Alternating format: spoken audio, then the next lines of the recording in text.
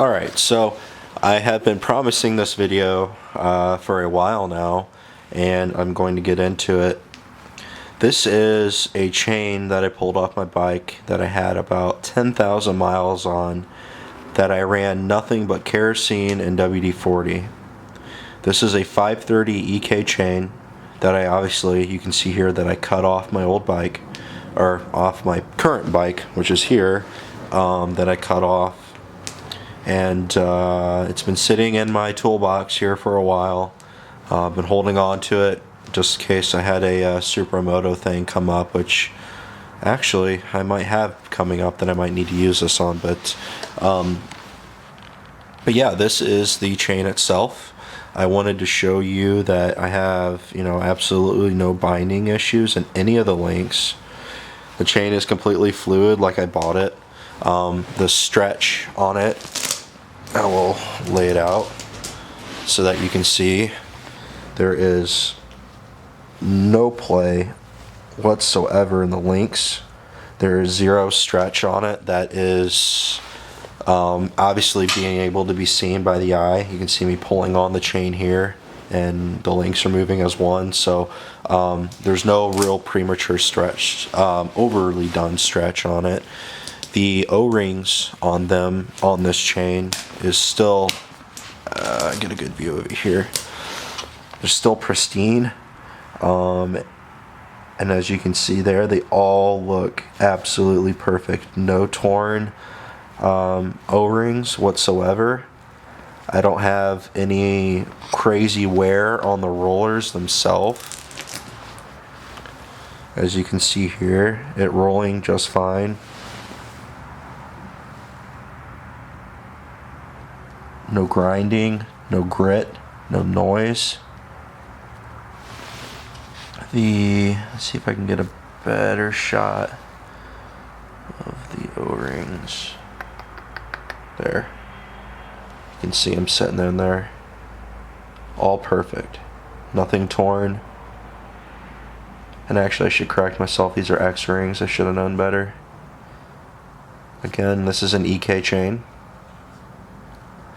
I've had a lot of questions, some complaints on the motorcycle chain maintenance video that I did.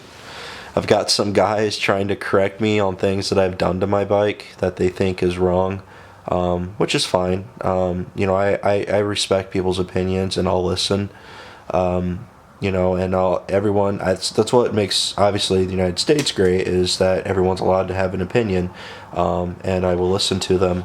But I can tell you from my own experiences on the bikes that all the bikes that I've ever worked on, my personal bike,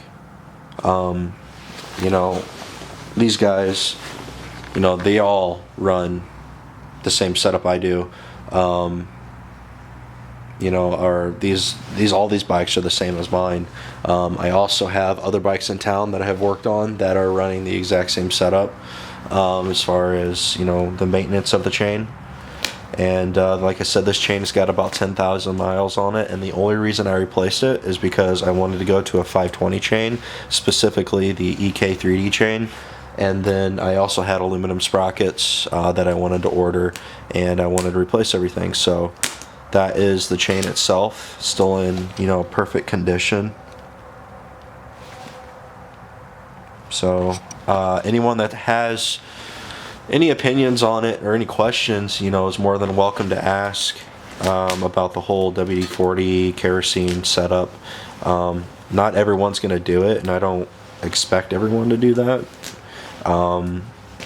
I've had a guy say that race teams don't do it. Well, there's a lot of reasons why race teams don't.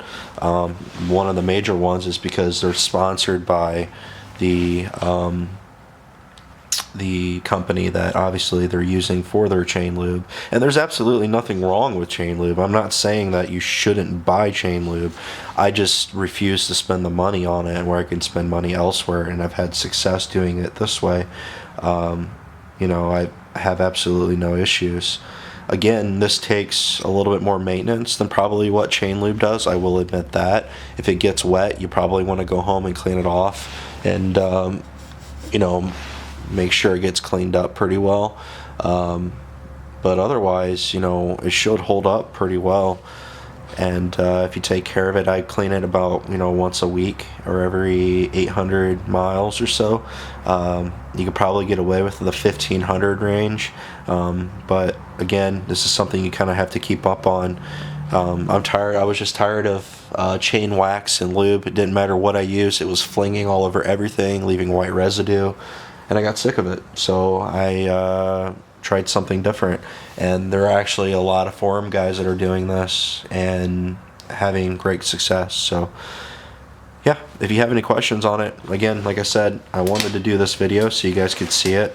A chain that I had cut off my personal bike, and yeah, that's not gonna work.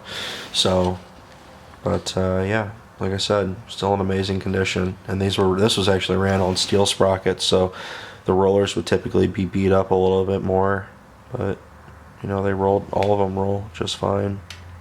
No hang-ups, no binding, no nothing. Perfect. So yeah, any other questions, let me know. I'm going to get this video posted as soon as I can. I've got a couple other ones that are going to be going up as well. I've got one of my Motion Pro throttle tube how-to. I've got one of my EK 3D chain and driven sprockets follow-up. And then I got another one of my PCV quick shifter. So hopefully this helps you guys out. Take care.